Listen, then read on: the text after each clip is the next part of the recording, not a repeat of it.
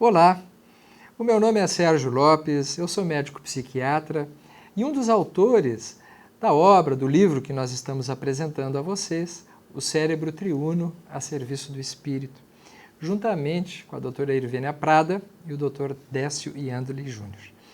A minha parte, que vamos agora apresentar para vocês, diz respeito à terceira parte do nosso livro, que é a respeito das leis morais e o castelo de 3 andares do nosso cérebro triuno.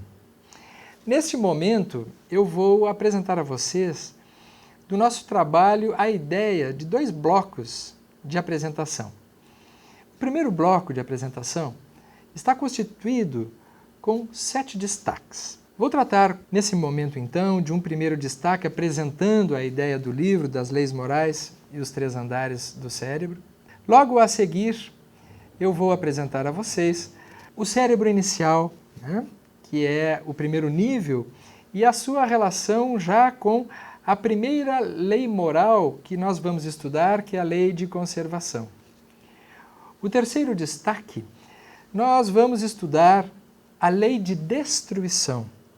O destaque 4 é a lei de reprodução.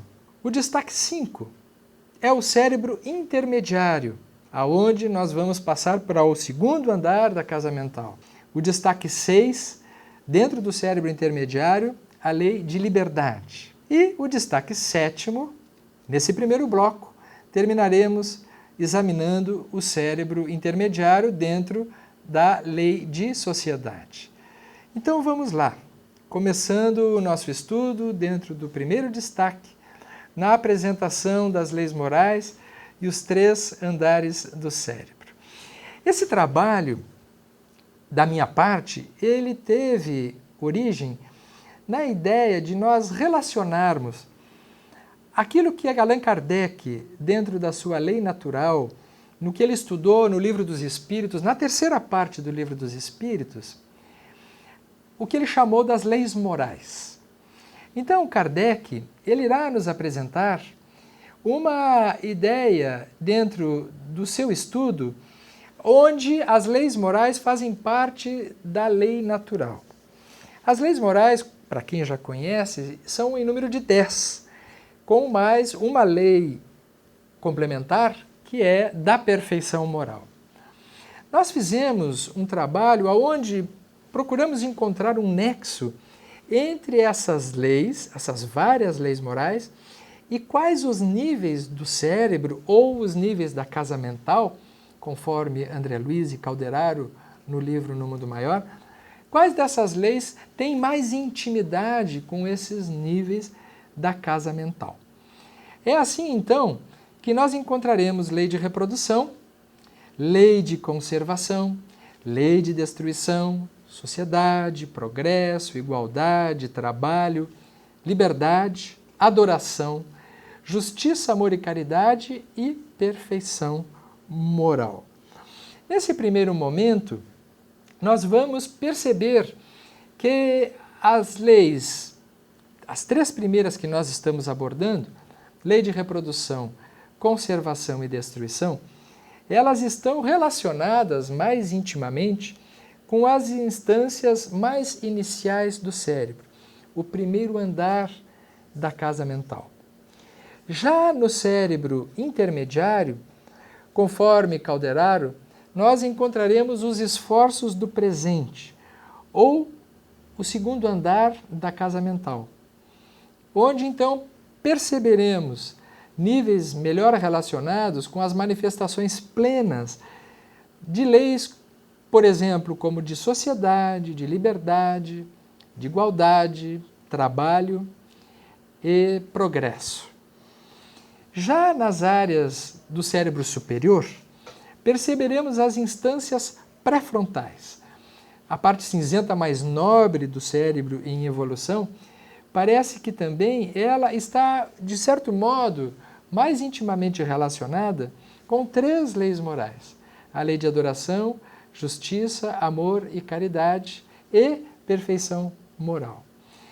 Mas, inicialmente, então, vamos dedicar, nesse primeiro momento, aquilo que Calderaro nos apresenta como o cérebro inicial. No primeiro, diz Calderaro a André Luiz, situamos a residência dos nossos impulsos automáticos, simbolizando o sumário vivo dos serviços realizados. Que interessante. Esse primeiro nível, que seria um nível mais material, que seria um nível mais vinculado ao ser no plano físico, nos fala de 3 leis morais. Quais são as leis morais que nos mantêm mais fixados no plano físico? São a lei de conservação, a lei de reprodução e a lei de destruição. Diríamos que são leis mais intimamente relacionadas com a nossa vida na Terra. O nosso relacionamento conosco mesmo, nos níveis em que nós nos encontramos, que diz respeito às pulsões, por exemplo. A pulsão de vida, lei de conservação. Aquilo que Freud falava, que vamos desenvolver logo no próximo destaque. A lei de reprodução também, instinto, né, pulsão de vida. E lei de destruição, que poderemos relacionar com pulsão de morte. É deste modo que essas pulsões e essas emoções fazem parte da lei natural, fazem parte do nosso arcabouço psicológico e que está presente na nossa vida física desde o início da nossa encarnação. Neste primeiro andar estão, então, os nossos impulsos, os nossos automatismos, tudo aquilo que nós vivenciamos e já guardamos no que Freud irá chamar do inconsciente, e que é o verdadeiro arquivo das nossas memórias, dos nossos registros. E o Espiritismo irá dizer que, além desse inconsciente dinâmico da vida atual, nós carregamos nesse primeiro nível todos os arquivos mais primitivos das nossas existências anteriores. Então essa nossa pulsionalidade, ela se manifesta de nível inconsciente, garantindo a nossa existência no plano físico. Todas as leis morais relacionadas nesse plano estão relacionadas intimamente com o nosso funcionamento dinâmico, o nosso funcionamento mental na vida física. Veremos logo a seguir que todas essas instâncias mentais, elas se relacionam dinamicamente entre si. Portanto, quando falarmos de um nível, precisaremos ter o exercício de raciocínio de que este nível está em plena funcionalidade, em pleno fluxo de interação dinâmica com os outros níveis posteriores. A seguir, nós vamos para o nosso segundo destaque, portanto, do cérebro inicial, que nos fala mais intimamente da lei de conservação. Vamos lá. Kardec nos fala, na sua terceira parte do Livro dos Espíritos, numa das suas leis morais, pergunta aos espíritos a respeito da lei de conservação. Obviamente, se os amigos estudarem o Livro dos Espíritos nesse momento, verão que a Kardec não distribuiu as leis morais conforme eu estou estudando aqui. Ele não começa com a lei de conservação, né? Por quê? Porque não havia uma intenção de relacionar os níveis cerebrais, na época de Kardec, com as leis morais. Nós é que estamos fazendo esse exercício nesse momento. Mas destacamos nesse instante, nesse primeiro ponto, a lei de conservação. Na pergunta 718 do Livro dos Espíritos, Kardec pergunta ao Espírito de Verdade: a lei de conservação obriga o homem a prover as necessidades do corpo? Resposta: sim, porque sem força e saúde, impossível é o trabalho. Então vejam, a conservação, o cuidado com a vida física é uma lei natural, derrubando definitivamente a ideia de que nós somos espíritos e devemos deixar o corpo em segundo plano. Não há essa ideia de segundo plano, de maior importância do espírito, menos importância para a matéria. Isso vai se referir a um outro tipo de questão. Mas no que se refere a cuidados, Nós temos uma obrigação. Nós não temos o direito de não cuidarmos do nosso corpo. Por quê? Porque através da conservação, dos cuidados físicos, impossível é a saúde. E, portanto, é impossível o trabalho, é impossível o progresso e toda a decorrência da nossa vida no plano físico. Então é por esse motivo que no cérebro inicial nós temos as funções automáticas como um instinto de conservação e de reprodução. Nós podemos, filosoficamente, refletir que se essas funções não fossem automáticas, as espécies não teriam sobrevivido e se perpetuado, né? Então, o que nos fala a lei de conservação? Que nós temos um instinto de sobrevivência no corpo físico. Estamos atravessando uma rua e vem um carro, buzina, a gente pula para trás. Instinto de conservação. Nós não precisamos pensar, preciso sobreviver na vida física para evoluir espiritualmente. Isso se dá automaticamente, é uma função automática que a lei natural já instituiu através da evolução milenar das espécies como um instinto de conservação de vida no plano físico.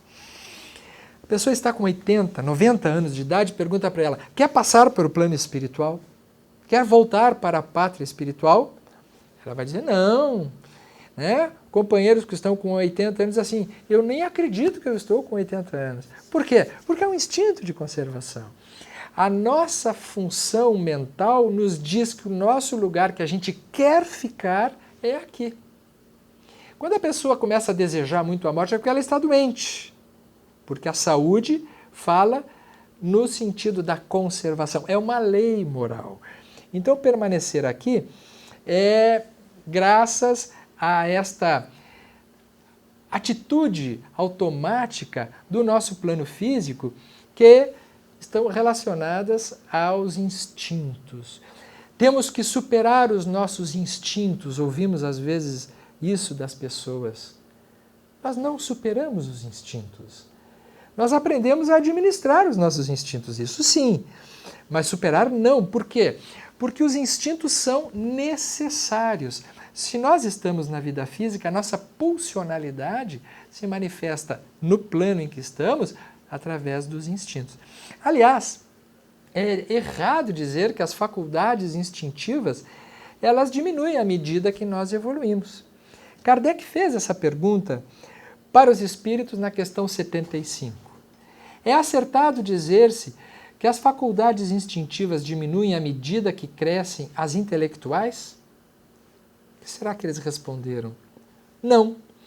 O instinto existe sempre, mas o homem o despreza. O instinto também pode conduzir ao bem. Vejam, o instinto não é um mal. Ele pode conduzir ao bem, espírito de verdade falando. Ele quase sempre nos guia, e algumas vezes com mais segurança do que a razão. Nunca se transvia.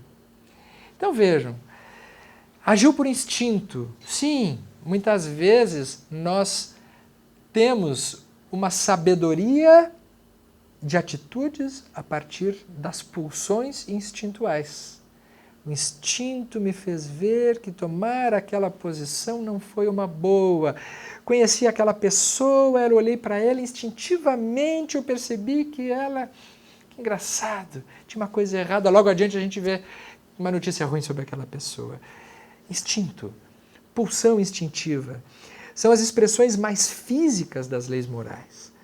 Também podemos pensar, então, que o passado, no contexto das encarnações pregressas, ele está inscrito vivamente nesse primeiro andar do cérebro. Nesse momento, agora, nesse destaque, falaremos da lei de destruição. Kardec pergunta, na questão 731 do Livro dos Espíritos, por que, ao lado dos meios de conservação, colocou a natureza os agentes de destruição? O que dizem os Espíritos? É o remédio ao lado do mal.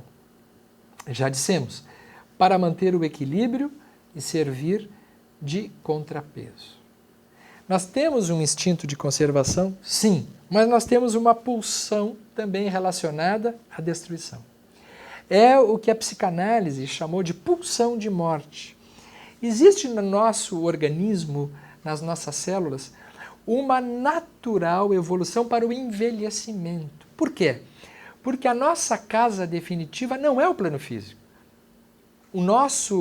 A nossa pátria natural é o plano espiritual. Então, ao lado da vontade de estar aqui, existe uma força que nos faz retornar para um outro lugar que não seja aqui. Há, portanto, um processo natural de envelhecimento, de decadência física. Na natureza, tudo perece para quê? Para poder renascer. Nascer, morrer, renascer ainda, progredir sempre, tal é a lei. Para renascer, é preciso morrer. Ninguém renasce sem ter morrido antes. Estamos falando da morte no nível físico, biológico, lei de destruição. De tal modo, essa dinâmica faz parte da lei natural que no Livro dos Espíritos mereceu este capítulo em particular, que ele chamou de lei de destruição. Nós poderíamos então considerar que o cérebro inicial ou o primeiro andar do nosso castelo cerebral, ele tem, a princípio, uma preferência pela conservação, como falamos antes. Mas também nós observamos um movimento contrário, um curso natural que caminha na direção da morte do organismo. Há, portanto, a finitude física, que é inevitável. No envelhecimento físico, nós encontramos a expressão viva da lei de destruição. E nós precisamos considerar isso como um fator importante da nossa vida mental, a nossa finitude física. Às vezes, no nosso ambiente espírita, nós temos uma certa tendência de negar essa parte. Quando alguém desencarna, ou quando nós próprios estamos nos direcionando para o envelhecimento, isso pode ser um momento de muito conflito. Por quê? Porque é natural a conservação. E psicologicamente a pessoa pode negar que está nesse momento, nesse processo. E fazer uma leitura equivocada do contexto espírita, da doutrina, dizendo assim, a morte não existe. Não, a pessoa ela só passou para um outro lugar e nega a condição da ausência, né, que é a da morte física. Esse momento é um momento que emocionalmente nós precisamos vivenciá-lo com muita verdade, porque se não for vivenciado autenticamente esse instante, nós ficaremos com lacunas psicológicas importantes na nossa vida mental. Então, para o Espiritismo, o que diz o Evangelho? No Evangelho segundo o Espiritismo, o objetivo final é o desejo que espiritualmente que nós temos de retornar à pátria espiritual. Esse desejo se mostra presente em muitos momentos da nossa existência. Interessante, né? Nós temos como se fosse uma dicotomia dentro de nós. Uma vontade de ficar e uma vontade de voltar. Essa vontade de ficar, ela é presente e consciente.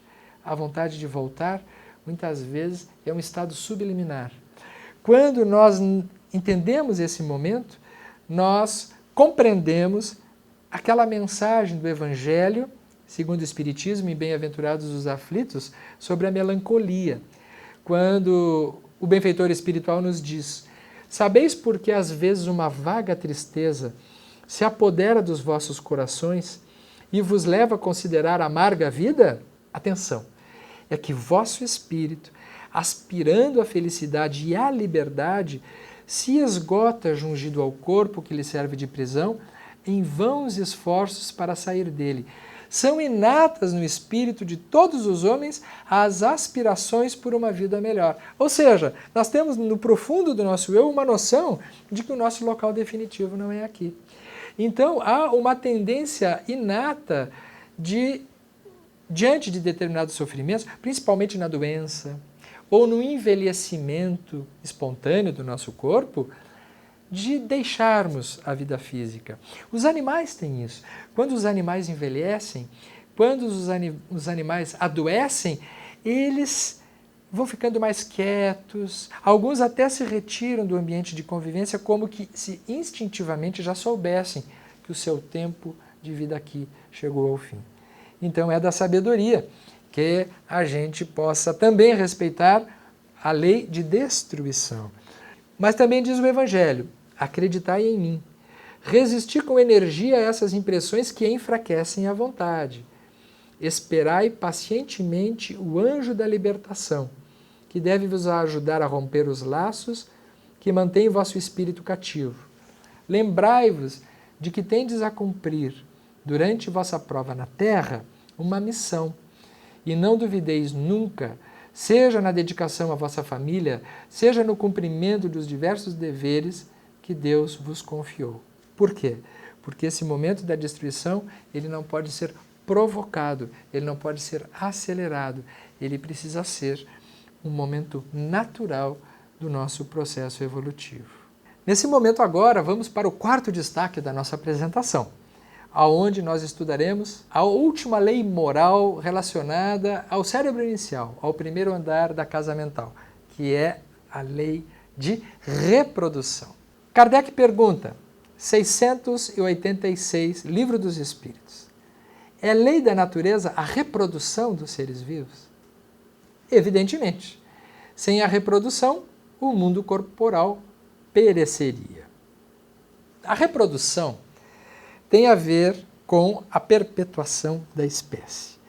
A perpetuação da espécie, ela está relacionada a uma pulsão de vida representada pela maior força deste nível pulsional da nossa vida física, que é a sexualidade, que é o nível da sexualidade que serve para várias finalidades, não apenas para a reprodução, como nós veremos logo a seguir. Sigmund Freud nos falou, através desse nível pulsional, no id, o que ficou conhecido como polo pulsional da personalidade, muito relacionado às nossas necessidades biológicas, às motivações primárias, que são instintivas, inatas e inconscientes. Ele, então, é o reservatório inicial da energia psíquica e ele é regido pelo princípio do prazer. No módulo anterior, nós vimos que a pulsão de morte está relacionada a um certo nível de despedida da vida física. Neste nível, na reprodução, nós estamos regidos pelo princípio do prazer. O princípio que está relacionado à energia psíquica que nos faz estar vivos. Esse é um nível fundamental, o prazer na nossa vida. Como psiquiatra, nós temos assistido muito às questões relacionadas às depressões. Num quadro depressivo, por exemplo, o primeiro sintoma de uma depressão é a perda do prazer da existência. A pessoa perde o prazer da sexualidade, perde o prazer de se arrumar, de sair, de fazer coisas que gostava de fazer. Todas as questões que envolvem o prazer existencial estão relacionadas a esse nível. Então, quando o prazer está ausente na vida da pessoa, é importante ela prestar atenção, porque provavelmente algo está errado na sua existência. É por isso que em doutrina espírita nós não temos vocação nenhuma para a ideia do sofrimento como uma filosofia de vida. Não há nenhum orgulho em a pessoa dizer que está sacrificando e se afligindo na sua vida. Não. A saúde está relacionada no prazer.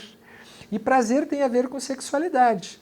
Como veremos nos níveis posteriores, não se bastará apenas um prazer pulsional, instintual, animal, mas ele é importante também. Porque os relacionamentos, e nós vemos isso na nossa rotina, na nossa vida, eles estão intimamente ligados a esta esfera de satisfação na nossa vida comum. Então, conforme Kardec já nos falou, que a reprodução e o mundo corporal estaria comprometido, por muito tempo o princípio do prazer continuará como modo de funcionamento dos instintos sexuais, que são difíceis de educar. E volta e meia sucede que a partir desses instintos ou no próprio eu, ele sobrepuja o princípio da realidade em detrimento de todo o organismo. Quando esta pulsão ela passa a ser o único motivo de vida do indivíduo, ele poderá criar uma fixação no campo da sua sexualidade e transformar isso num processo de adoecimento também. Mas queremos dizer que no nosso cérebro inicial e no cérebro intermediário, lá na instância onde encontraremos nesse ponto de passagem no sistema límbico, o chamado sistema de recompensa, que está relacionado exatamente a esse prazer natural. Estão representados pela área tegmentar ventral, o núcleo accumbens e o córtex pré-frontal. São exatamente esses níveis que nós encontraremos nas funções dos níveis de sexualidade. Então, na lei de reprodução, nós podemos estudar essas funções da sexualidade em vários níveis. O primeiro, então, que seria a procriação, a perpetuação da espécie, a reprodução em si, mas também o nível de sexualidade relacionado ao prazer, que nos mantém interessados na vida. Também é nesse nível em que acontecem as trocas energéticas nos relacionamentos afetivos, e também é no nível da sexualidade, agora num plano mais avançado na nossa vida mental, já alcançando um terceiro nível da casa mental, o âmbito da sublimação e da transcendência. Mas encontramos em todos estes a expressão viva da sexualidade e da lei de reprodução no nosso nível da casa mental. No próximo destaque, o quinto destaque, então, nós passaremos para o segundo andar da nossa casa mental, onde estudaremos as diversas leis morais naquilo que Calderaro apresentou como a instância do cérebro intermediário. No cérebro intermediário, já estamos no segundo andar da casa mental. O que dirá André Luiz no capítulo 3 do livro No Mundo Maior? No segundo andar, portanto, da casa mental, localizamos o domicílio das conquistas atuais, onde se erguem e se consolidam as qualidades nobres que estamos edificando.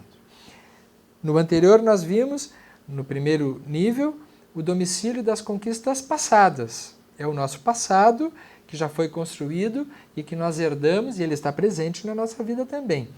Mas nesse nível, nós estamos agora com as conquistas atuais, onde nós, no presente, trabalhamos interiormente para construir as qualidades que nós pretendemos ter. Então é a nossa vida no aqui e no agora. Quais são as leis morais que estão mais relacionadas a esse nível da nossa casa mental? Vamos lá. Lei do trabalho, lei de sociedade, lei de progresso, lei de igualdade e lei de liberdade. Interessante, porque estas leis morais são exatamente as leis que regulam o funcionamento da nossa vida enquanto nós estamos aqui interagindo uns com os outros. Poderíamos dizer que no primeiro nível da casa mental está particularmente a nossa relação conosco mesmo. Lei de conservação, lei de destruição, lei de reprodução. São forças internas, a minha relação comigo. Mas nesse nível, trabalho, sociedade, progresso, igualdade e liberdade, surge o próximo. Eu me exercito nessas leis através da minha relação com o outro. Não existe lei de sociedade sem o próximo. Não existe lei de igualdade sem o outro. Não existe lei de liberdade sem os limites meus e do outro. Então, nesse nível, nós estamos falando de uma experiência onde inauguramos o nível relacional. Mas qual a finalidade do nosso cérebro intermediário, conforme Calderaro, também em outras funções que são muito importantes? Citaríamos 3 funções fundamentais do cérebro intermediário, do segundo andar do castelo de 3 andares. Um deles é o amortecimento das lembranças das vidas passadas. Porque o passado espiritual, as nossas vidas anteriores, elas não seriam possíveis de estarem presentes na nossa vida atual em nível consciente. Por quê? Porque a força magnética do passado nos tiraria a possibilidade de experimentarmos o presente como uma vida nova. Nós carregados de culpas ou de experiências aflitivas, não conseguiríamos ter a nossa vida zerada, vamos dizer assim, para uma nova oportunidade. Por isso dizia Jesus, ninguém verá o reino dos céus se não nascer de novo. Nascer de novo significa amortecer lembranças passadas. Significa ter a força magnética do passado diminuído. E, portanto, a reencarnação é um verdadeiro respiradouro dos impulsos. Calderaro usa este termo, respiradouro. São intervalos que nós temos entre uma existência e outra. Então, o cérebro intermediário, ele tem essa finalidade, que é nos situar no presente e ter o passado num estado de amortecimento. Porque neste momento em que nós estamos, nós temos condições, portanto, de constituir o nosso presente em direção ao nosso futuro.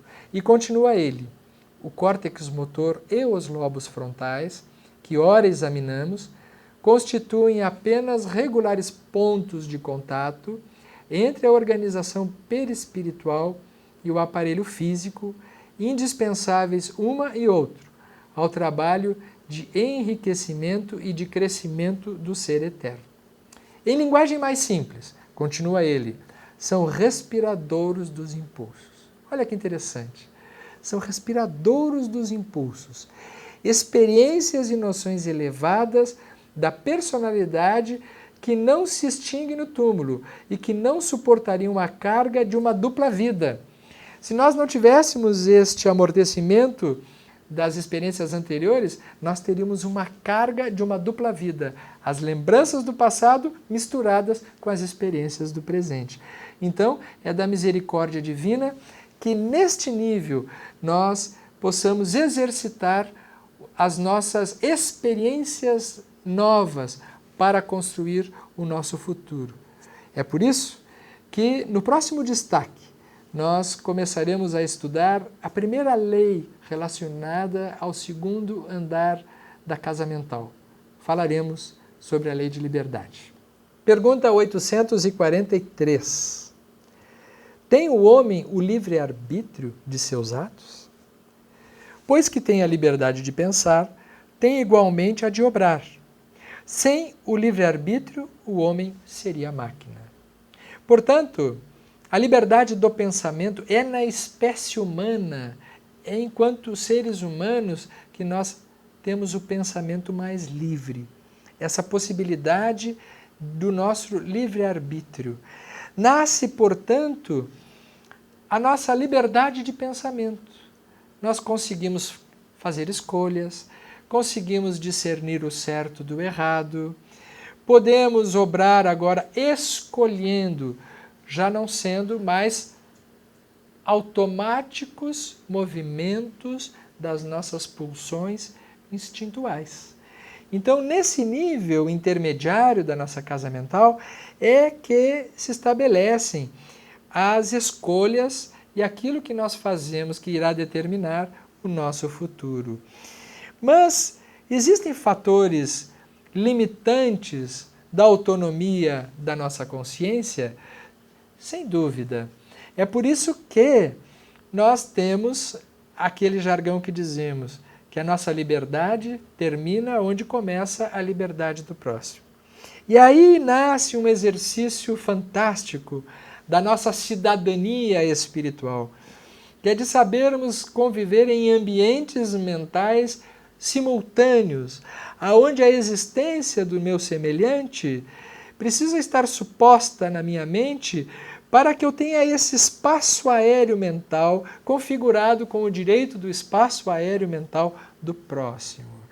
Então, o limite e o espaço dentro da nossa experiência de convivência é um dos primeiros desafios da lei moral dentro do campo da liberdade. E nós encontraremos aí, dentro desses fatores, então, quais são os fatores limitantes de autonomia da nossa consciência? Quando nós corrompemos a lei de liberdade, são as perturbações emocionais e espirituais, principalmente. O que pode cercear o nosso funcionamento emocional ou o nosso funcionamento espiritual na liberdade dos nossos pensamentos? Em outras palavras, será que nós somos totalmente livres para pensar e sentir o que quisermos? O nosso livre-arbítrio, ele é absoluto? Não. A nossa liberdade, ela é relativa. No nível emocional, isso é óbvio. Uma pessoa que esteja apresentando um sintoma depressivo ou sintomas de ansiedade, ela já não é tão livre para pensar ou agir quanto aquela pessoa que não esteja com sintomas como esse, né? A pessoa é livre para poder escolher uma vida satisfatória se ela não estiver com depressão, mas se ela estiver com depressão, o seu livre-arbítrio está circunscrito aos limites da doença ou da enfermidade e depressão, né? Então o ser humano ele não é totalmente livre, vai depender das suas condições emocionais e espirituais. Aliás, desde Sigmund Freud e Allan Kardec, principalmente, é que nós tivemos um golpe no nosso narcisismo, né? Enquanto se pensava que o ser humano era livre para fazer o que quisesse e bem entendesse, Freud chegou e disse assim, não. Porque dependendo dos conflitos que nós carregamos no nosso inconsciente, tem certas coisas que nós não conseguimos sequer pensar. Uma pessoa que passou por abuso sexual na infância, que teve traumas durante a sua vida, ela perde a liberdade, por exemplo, de poder exercer a sua sexualidade livremente. Muitas vezes precisará de terapia, de um acompanhamento psicoterápico.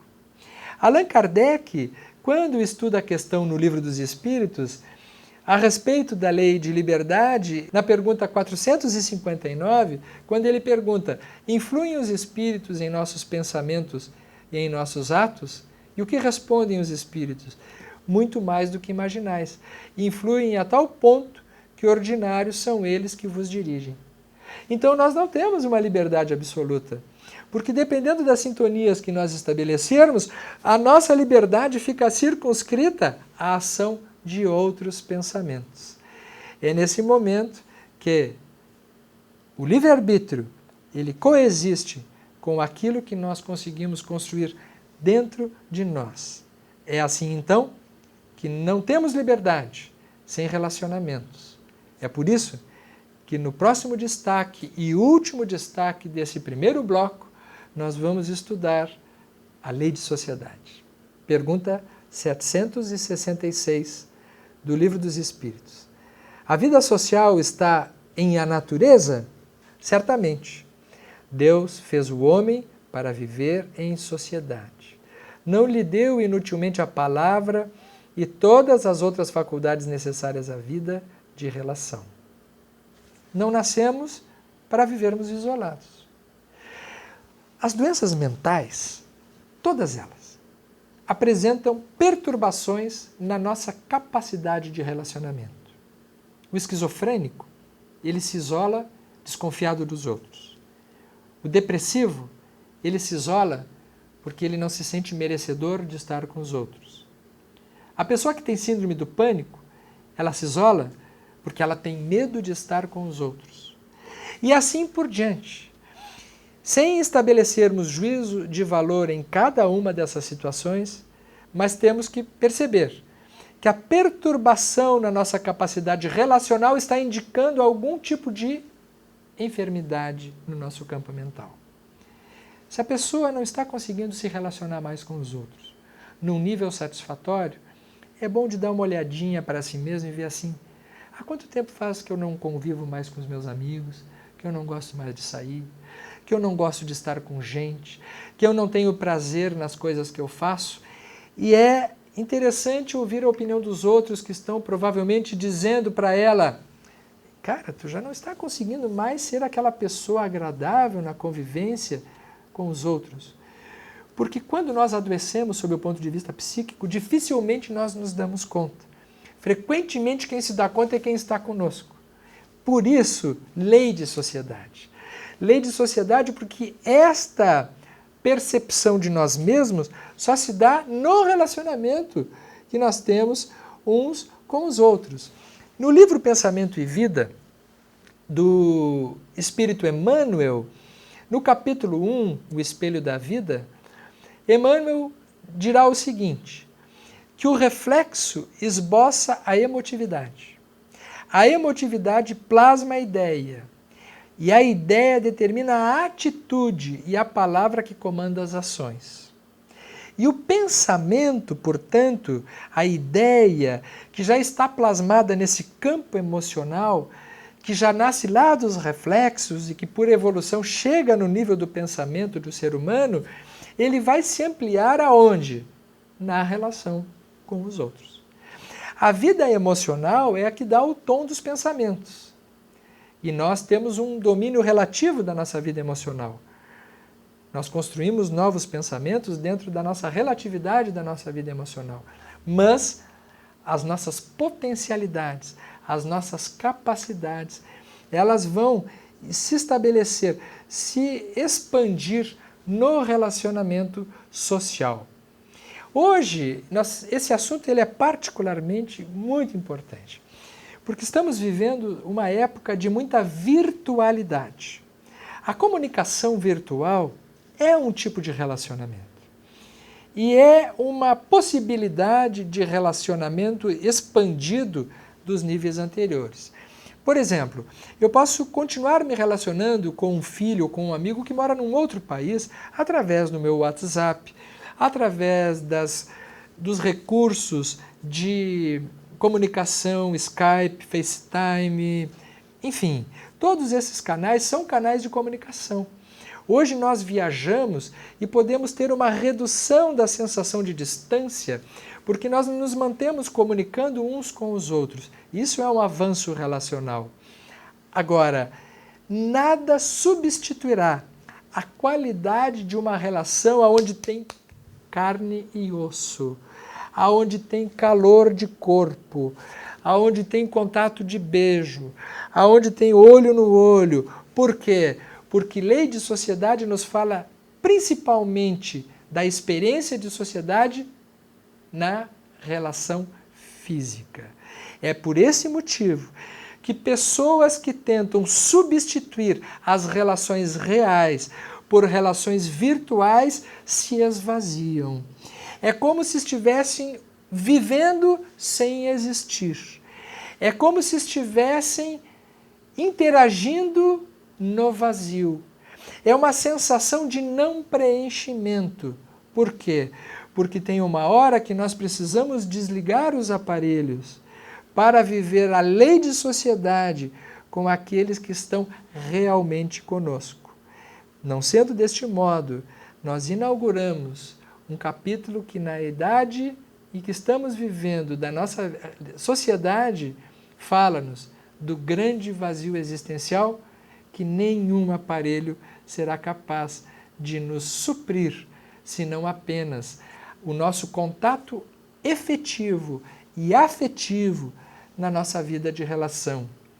Vós sois o fermento que deveis levedar a massa, disse Jesus. O melhor dos fermentos não serve para nada se ele estiver guardado dentro de um vidrinho, dentro de um armário, na virtualidade de uma vida não vida, guardada em recipientes.